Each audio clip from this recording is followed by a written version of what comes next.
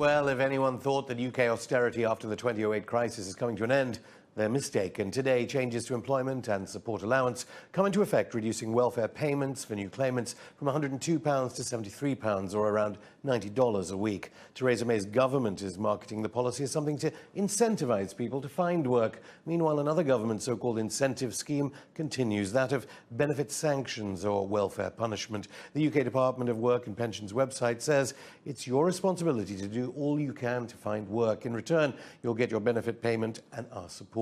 Most people do everything they can. If you don't, your benefit payment could be stopped, sanctioned, or your claim could be ended.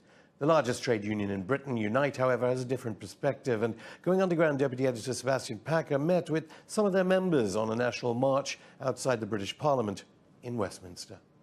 In 2016, nearly 3,500 people had their welfare payments cut or stopped. Unite, the UK's largest trade union, staged demonstrations across the country to protest against the government's benefit sanctions. I'm here to support our community members, a group of people who aren't currently in work, who are protesting about this government's dreadful sanctions regime, whereby if someone, for example, arrives at a meeting at the job centre a couple of minutes late, if they're too unwell to attend, they literally sanction them by withholding the very paltry benefits that they're entitled to.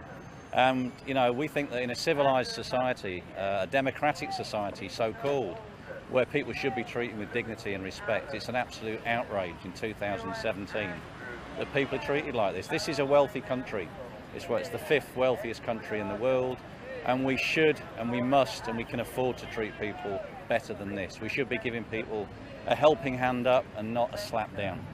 One of the people at the march affected by benefit sanctions was Jill Thompson, who told me her brother David Clapson could not afford to buy food or top up electricity to run the fridge that stored his medicine. He died 2 weeks after being sanctioned from fatal diabetic ketoacidosis caused by a severe lack of insulin. David, my brother, was an insulin-dependent diabetic, and he was sanctioned for missing 2 meetings, and he died. He was found dead in his flat. David had been on 2 work placements. He'd been on a computer course, and I've still got a copy of his CV. A pile of them were just found by his body, just feet from his body. I've still got that copy. And he was doing his best. He'd worked hard all his life. He was a soldier in Northern Ireland, in Belfast, for 2 years, in the 70s. He'd worked for BT for 16 years, he worked various other jobs, and then he spent 8 years caring for our mother, who had dementia.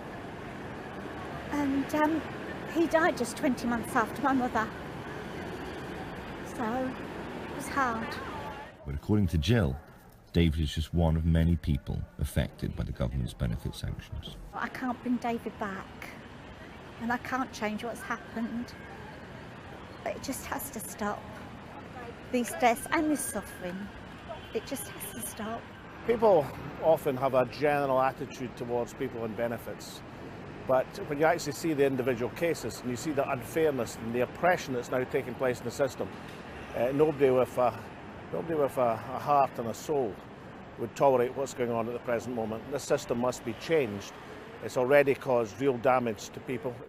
We contacted the Department of Work and Pensions about the allegations made in those interviews, and they said, "Sanctions are an important part of our benefit system and are only used in a very small percentage of cases as a last resort when people don't fulfil their commitments to find work.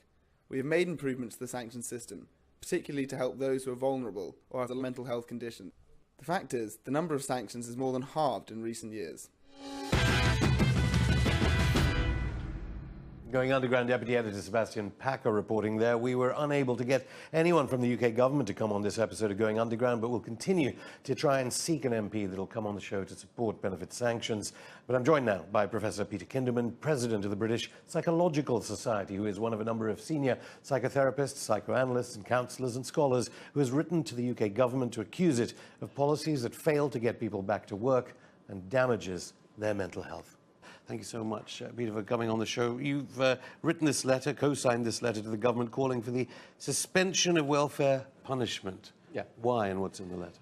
Well, I mean, the most obvious thing is, from a psychological point of view, punishments don't work. Punishments don't encourage people to take the sort of... I'm saying the word punishment, and the government uses the word sanction.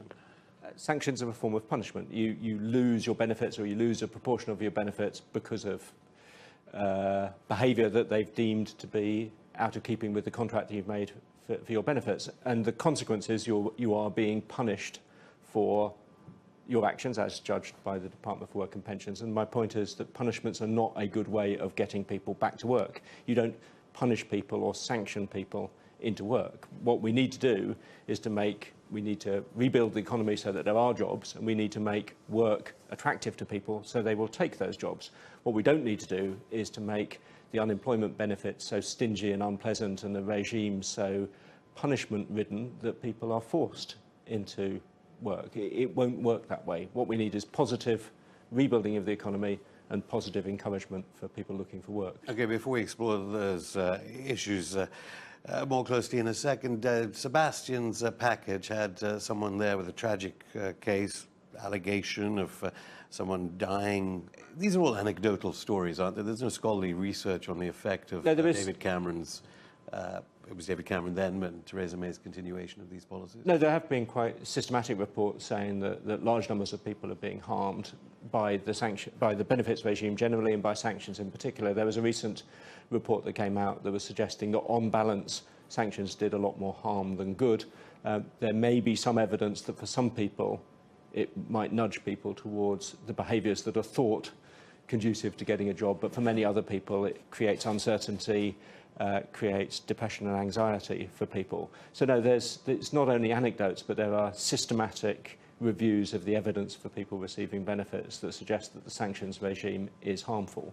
And of course, ultimately, all evidence is anecdote. When you speak to people, you just receive many stories about the harm that the benefits sanctions regime has done to people. Well, I think it's pretty clear. I remember New Labour MPs, the guys and girls on the backbenches behind Jeremy Corbyn, let alone Conservatives, arguing for this policy. Kwasi Kwarteng, a Tory MP on this show the other day, saying it does help people get back to work. I think there's a basic... Which you yourself just said.